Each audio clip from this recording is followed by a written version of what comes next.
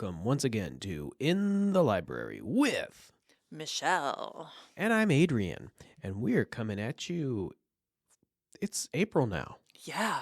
Yeah, how about second. that? It was all warm a couple days ago, and then it was cold. Oh, and supposedly today it's supposed to get a lot warmer very fast. Oh yeah, that's what I want to hear. Me too. And it's going to snow again. Don't say that. You know it's going to. It's going to. So, how was your week? Busy. Really busy, but good. Good. I'm trying to get used to the new schedule of working and planting season, so it's always an adjustment.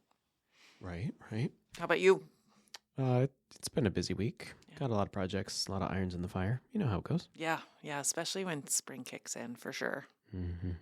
I agree. The worst part of spring is that suddenly it's raining and the grass wants to grow real fast, Yes. but I can't cut it because it's wet. Yeah, and really, we should probably technically be leaving our lawns longer without being mowed, just for our little insect critters. I know it's very hard, and especially if you're in an HOA or anything like that. I get it. But I encourage people to hold off on mowing as long as possible. When it gets to be about knee high, is that Well, yeah, I know that's an issue. is that an acceptable time? Yeah, your neighbors probably don't care for that. I do know that my old house, prior to me owning it, the neighbor next door told me that the lawn was usually knee high. Knee high to a grasshopper. That's what you are. You're knee high to a grasshopper. I'm not that short. I don't know what that means. It means being really short. Is it? Yes, You have to be real short because grasshoppers are not tall.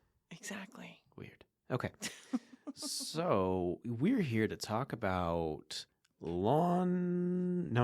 gardens. Yeah, forget lawns, man. I'm killing my lawn.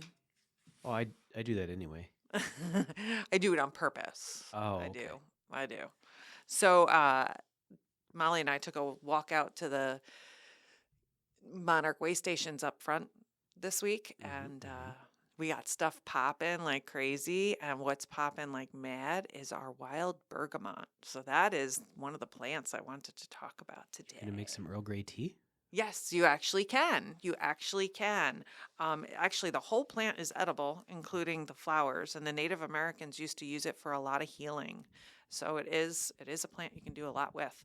It's also known as Monarda fistulosa. That is the Latin name for our wild one. There's a lot of varieties that are around here, different nativars and cultivars, but the wild is the best for your lawn and now you got me on lawn. It's best for your garden. And out by our garden, it is going crazy already. It spreads very quickly. It has a beautiful purple flower. It gets between 2 to 4 feet tall. It likes just about any conditions. I usually have it in full sun. And then one of the best parts is all the critters you get. You get tons of bees. Butterflies love it. Hummingbirds love it. So if you want to see those hummingbirds, make sure you do plant this. It's a great pollinator plant. Smells great. You can do a lot with it, like make Earl Grey tea. And as it gets older, when it's really small, the critters might eat it. But as it gets older and taller and it develops its scent, the deer and the rabbits will avoid it. So this is a good plant to kind of put in your garden if you're having problems with these critters eating your stuff. Right now, I have a rogue squirrel, and I can get within 2 feet of this thing, and it just stares me down. And I'm like, is this thing going to tear up my garden? Because I've never had a problem with squirrels before.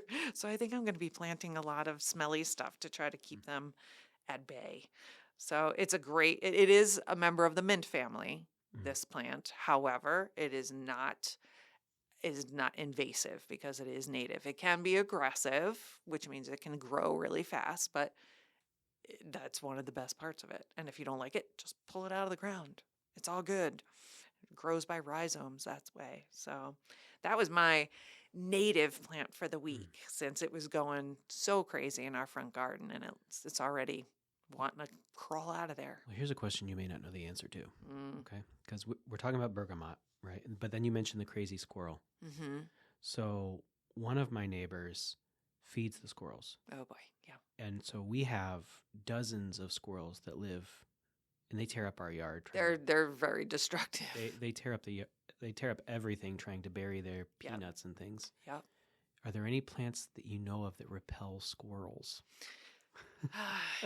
I guess we're gonna find out. I would imagine that most of the plants that repel most mammals are gonna repel squirrels, but they seem like able to battle things out that deer and rabbits aren't willing to do.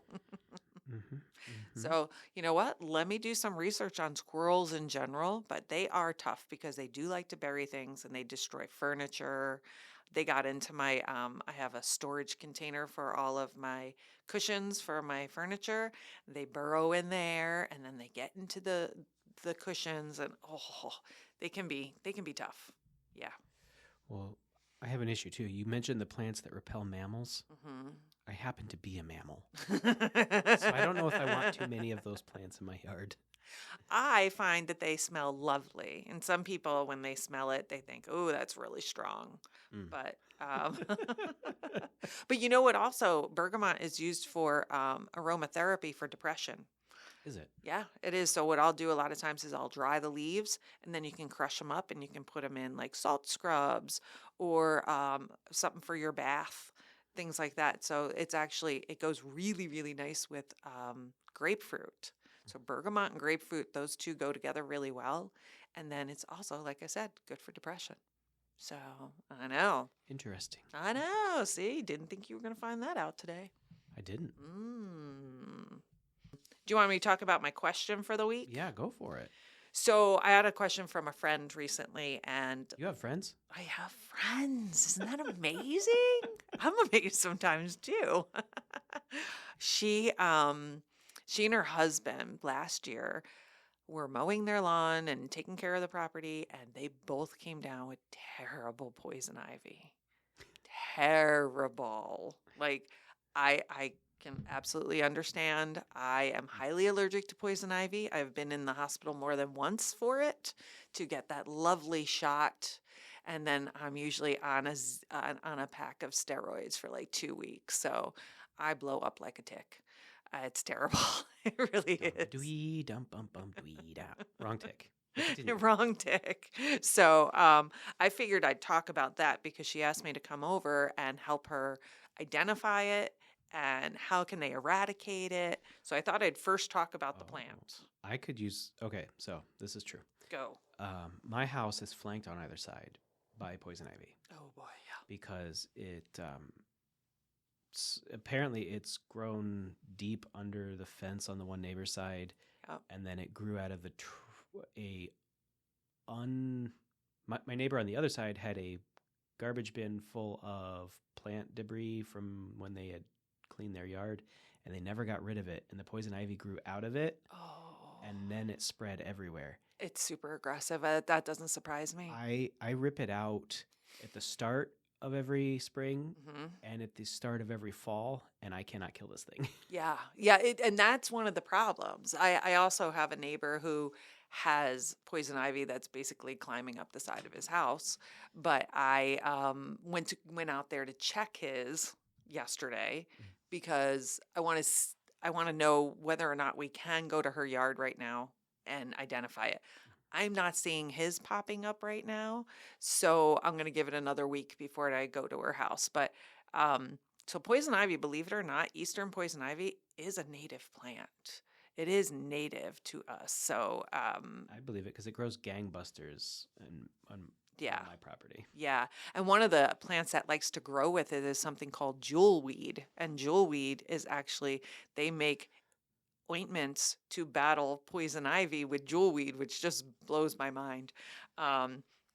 So leaves of 3. These plants have 3 leaves and they're pretty distinctive. Sometimes they can look like a thumb, like they look like rounded edges, and sometimes they can look like sharper edges. But always remember the mantra, leaves of 3, leave them be. Even though there's a lot of look-alike plants out there, like raspberry and blackberries, they also can have 3 leaves depending on the variety. Box elders, when they're real young, can look like poison ivy. So just make sure if you are trying to identify it, you're identifying it correctly. And also definitely wear some gear. I'm assuming you wear some gear when you're pulling out this poison ivy. I do. What do you wear? So the way I approach it, put on the nylon gloves and then I put a heavy pair of latex gloves over them. Okay. Then I go out and as soon as I get a tear, like, that's it, we're done Oh, for yes. today. Oh, for sure. For sure. So yeah, it's not even a bad idea to wear eye protection, to be honest, because if you are trying to eradicate this stuff and any of the oils get to your eyes, you are in deep trouble. Mm.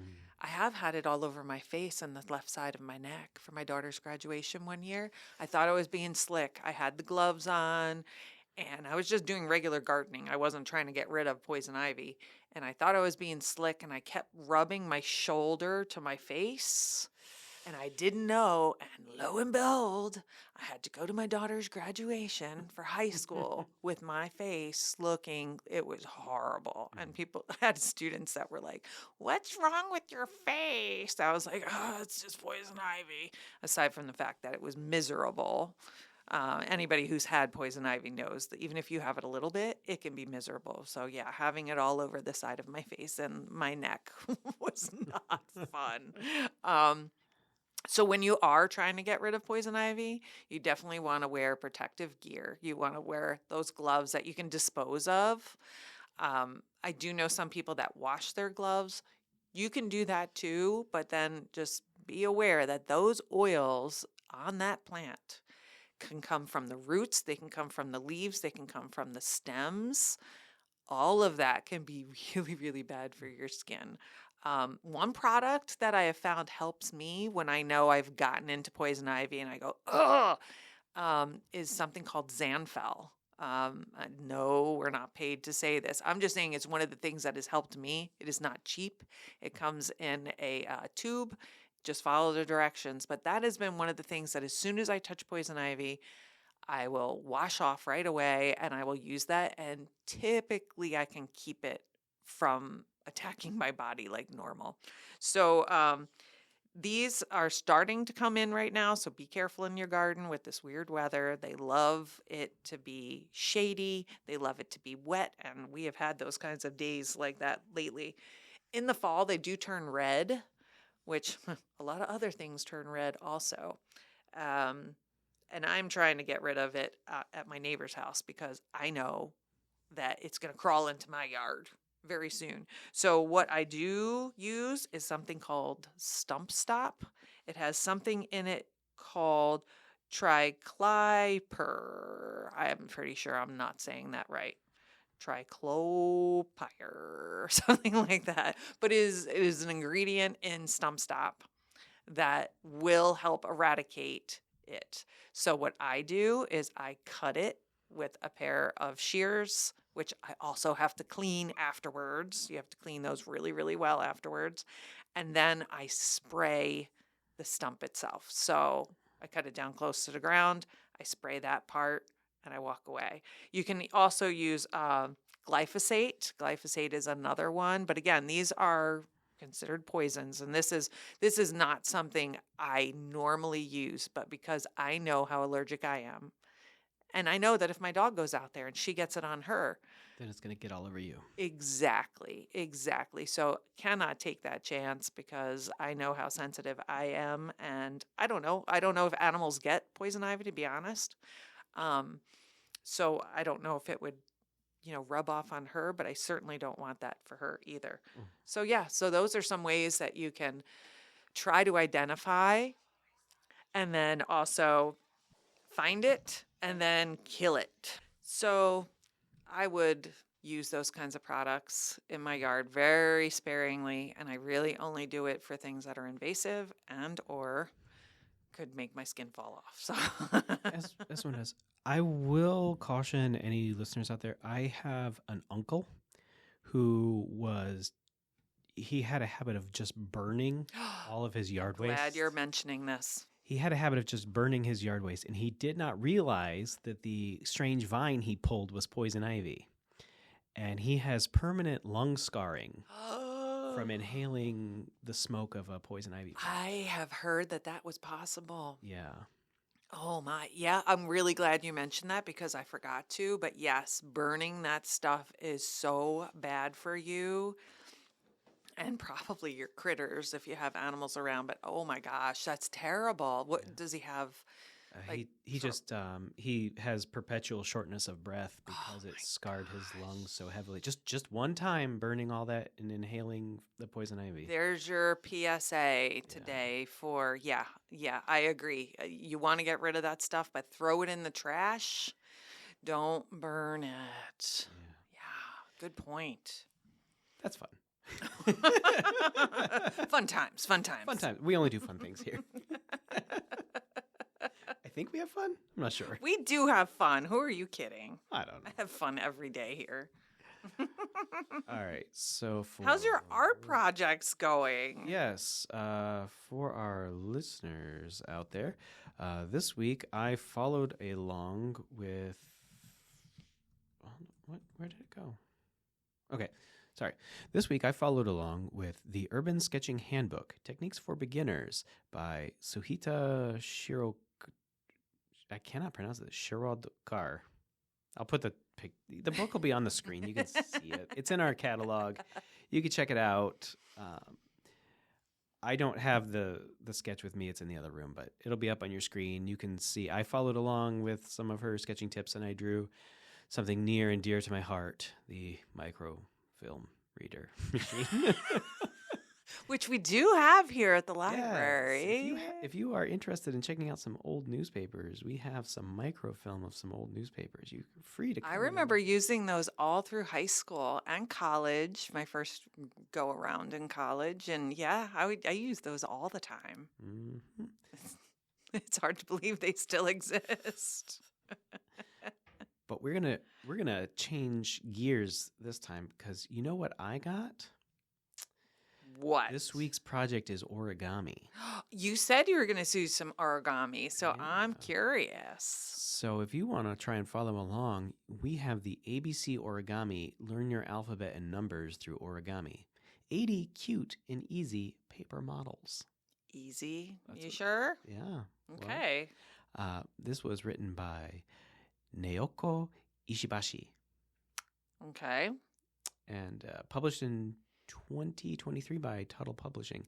It is available at your local library, and I will follow along with some of the tutorials and post some origami next week. If you happen to have drawn a dinosaur or done some urban sketching or are planning an origami project, be sure to submit that. We can include it here on a future episode of the podcast. That would be cool. See, I think I'd have trouble with origami. I don't have the patience, I don't think. I'd be like, they would just be ripped up pieces of paper. I make balls That's probably what I would be like. and occasionally confetti. Now, have you done origami in the past? I have. Okay.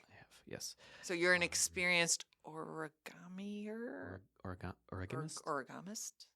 Oregano.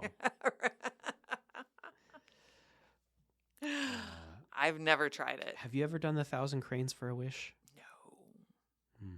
I know it's a book, right? Well, it's a book based on a true story. Oh, okay. A girl got cancer, and all of her friends and family and schoolmates got together and made 1,000 paper cranes because they were supposed to get 1,000 of them, and you can make a wish or whatever. Oh, I love that. Yeah. So anytime somebody's feeling sick, make them a paper. Or 1,000. Well, I recommend less than 1,000. That takes you a very long time. Yeah, exactly. And by the end, you'd think like, oh, so much practice, I'm getting better. No, by the end, you're like 742, and it's kind of just looking like a little lopsided little crow, and you're like, close enough. Mine would look like a pterodactyl, I'm sure. Not on purpose either. I can make a hat. I can make a brooch. I can make a pterodactyl. My favorite thing to do, and it's not technically origami because you cut the paper, but have you made an origami box? I have never made anything origami. Oh, boxes are super useful because you can turn a sheet of paper into a box to hold like push pins or things that I used Why to. don't you just have a box? But if you don't have one at hand, you can make one, which is the whole point. And how long would that take? Like 30 seconds. Yeah, maybe for you. 3 days later. That would be for me. It looks like a cone. I can't put anything in here. Maybe ice cream. Ice cream. This weather has us goofy. Yeah, pretty much. Haven't been able to get outside, and it's just been really drab and icky. So, All right, so let's turn our attention. You want to talk about what's going on at your local library? Okay, so this Saturday, our coworker Lori is running our very popular craft supply swap. And it is from 12 to 2, and you do not need to have donated anything. You do not need a ticket. Just come and show up and sort through the craft stuff. We've gotten a lot of really, really nice stuff dropped off this week. So it's from 2 to 4 this Saturday at the Bedford Branch Library. 2 to 4 this Saturday. Yeah. Bum, bum, bum. Yeah. Okay. At the Maybe Branch Library, coming up on April 20th of 2026, we have Book and Build. Book and Build is a fun family story time. Stop by the library for this evening event where families can enjoy some music, a book, and a fun building-based follow-up activity. That does sound like fun. Yeah. Good thing to do with your kids. You can register online. All right. Also, I've gotten a lot of phone calls on this one. It's an evening with Shakespeare. Apparently, that is a super popular thing, too. And it is coming up next Friday, April 10th at 7 o'clock at the library here. So they're going to be working with The Winter's Tale. And we will have refreshments here. So come out for a Friday night and listen to some cool Shakespeare stuff.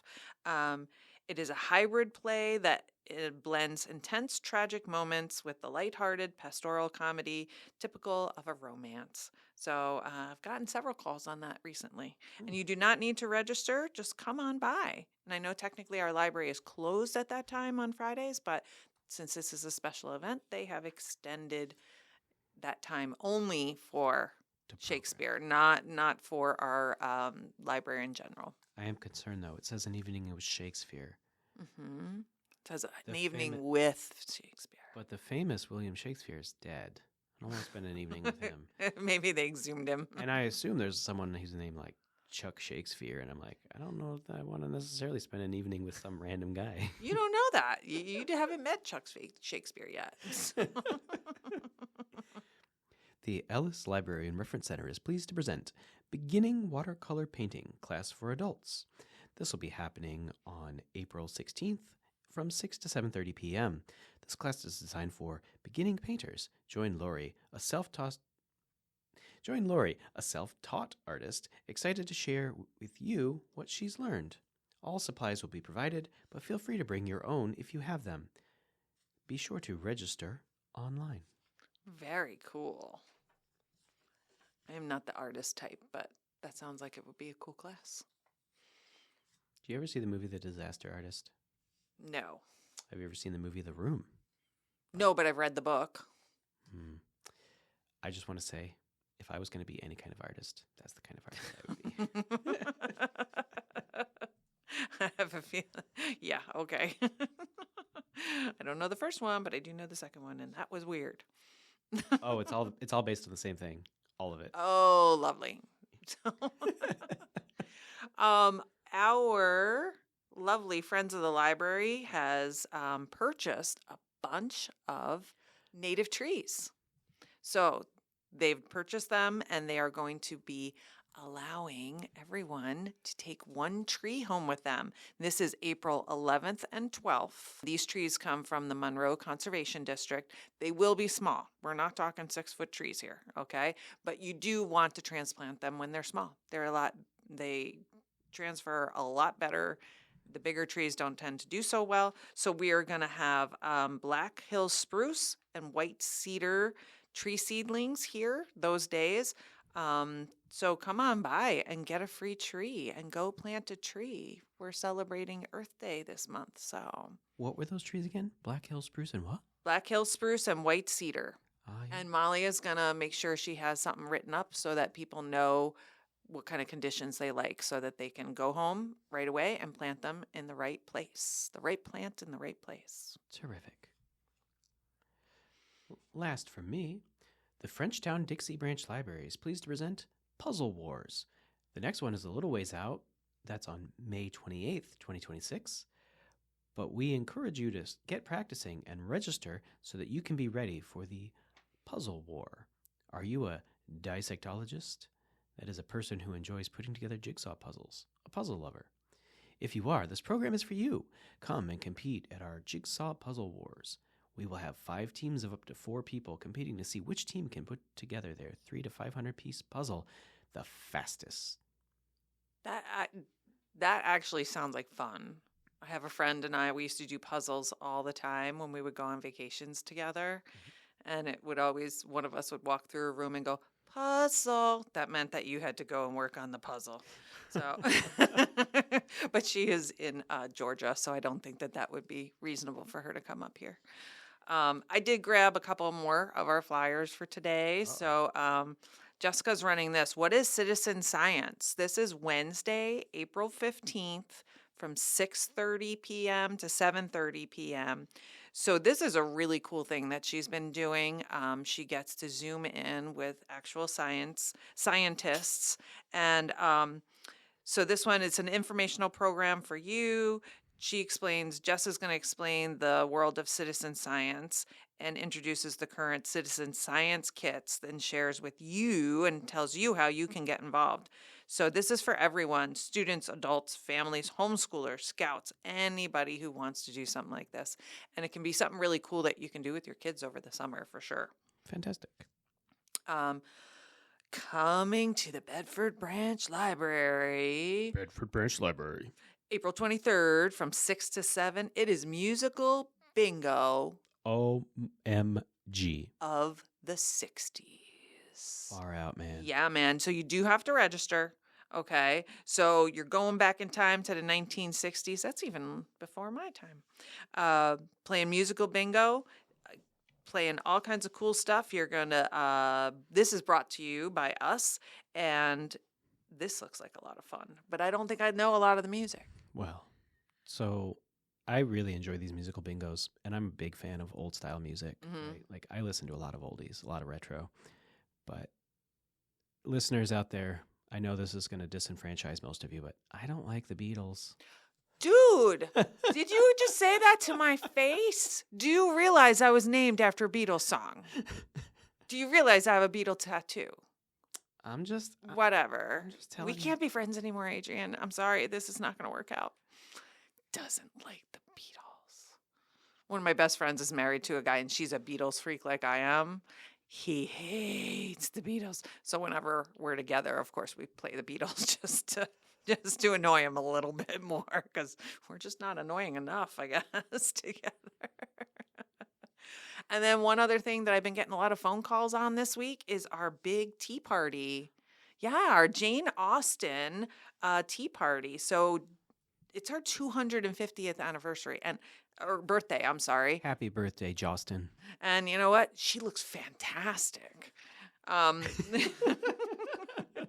So we are having the tea here Sunday, April 26th from 1 to 2:30. It is a big deal, and you do need to register online because this often gets completely booked, and then there becomes a waiting list. So, and if you have already registered and you don't think you're going to be able to make it, just let us know and we can cancel your reservation because there are other people that would want your spot because it's booked every time. Every time. Yeah. So that's going to be a great event on Sunday, April 26th. Fantastic. Yeah. Those are the ones I pulled for today that I thought our listeners would like to hear about. On that note, if you happen to be listening on YouTube, we encourage you to like and subscribe and hit the ring bell for notifications. Leave a comment down below. Do you agree that Jostin is looking fantastic for her age?